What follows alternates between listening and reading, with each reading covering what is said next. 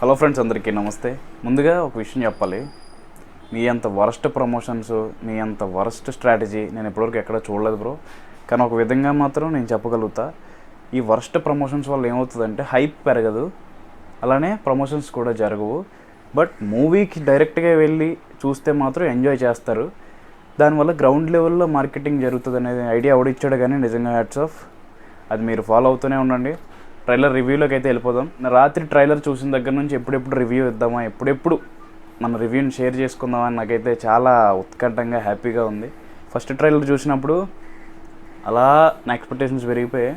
ఇంకా second trailer చూసిన తర్వాత దాన్ని మించిపోయి ఒక రేంజ్కి వెళ్ళిపోయాయి అనమాట. అసలు ఏం చెప్పగలుగుతాం, ఒక దాని గురించి బ్యాడ్గా చెప్పాలన్నా సరే మనకి మాటలు రావన్నమాట. అలాంటిది గుడ్గా చెప్పాలంటే ఎంత చెప్పాలి, ఎంత చెప్పినా తక్కువే ఈ సినిమా గురించి. కల్కి అనే మ్యాగ్నమ్ ఓపస్.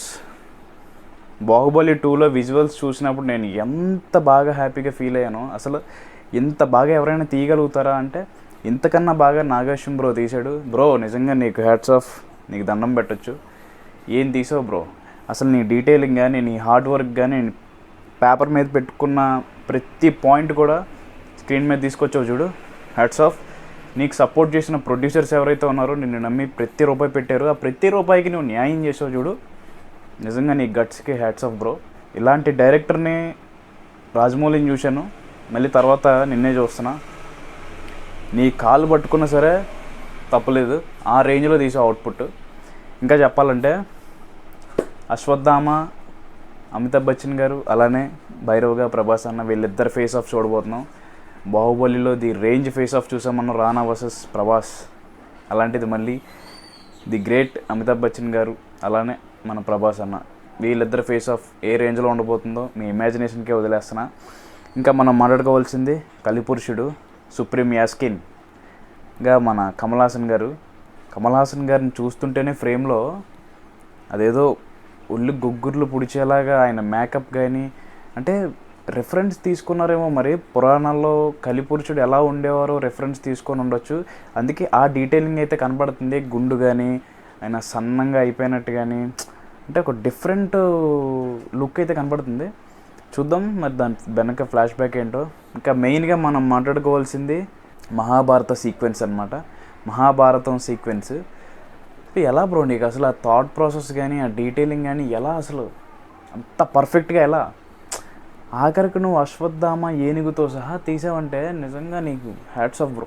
నిజంగా ఒక రేంజ్, అసలు నాకే మాటలు రావట్లా. అసలు ఆ యుద్ధం కానీ, అక్కడ జరిగే సీక్వెన్స్ కానీ, ఒక ట్రైలర్లో చాలా నేను సీరియల్స్ కానీ, చాలా మహాభారతం రెఫరెన్స్లు చూశాను, కానీ ఇంత పర్ఫెక్ట్గా సీన్ చూస్తుంటేనే ఇంక థియేటర్లో నువ్వు ఎలా తీసావో కూడా ఐ కాంట్ ఇమాజిన్. నువ్వు ఏ రేంజ్లో చూపించాలనుకుంటున్నావో అసలు ఊహించలేకపోతున్నావు. ఇంక ఫైనల్గా చెప్పాలంటే దీపిక పడుకునే గారు సుమతి రోల్లో చేస్తున్నారు కల్కి మదర్గా.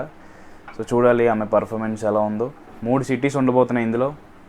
1 కాంప్లెక్స్, 2 కాశీ, 3 శంబాల. నాకు తెలిసి ఎక్కడ కన్ఫ్యూజ్ అవ్వకుండా, స్క్రీన్ ప్లే కన్ఫ్యూజ్ అవ్వకుండా నీట్గా డీటెయిలింగ్గా నాగేశ్వరం బ్రో తీసాడని అయితే అనుకుంటున్నాను. చూడాలి మరి ఎలా తీసాడో.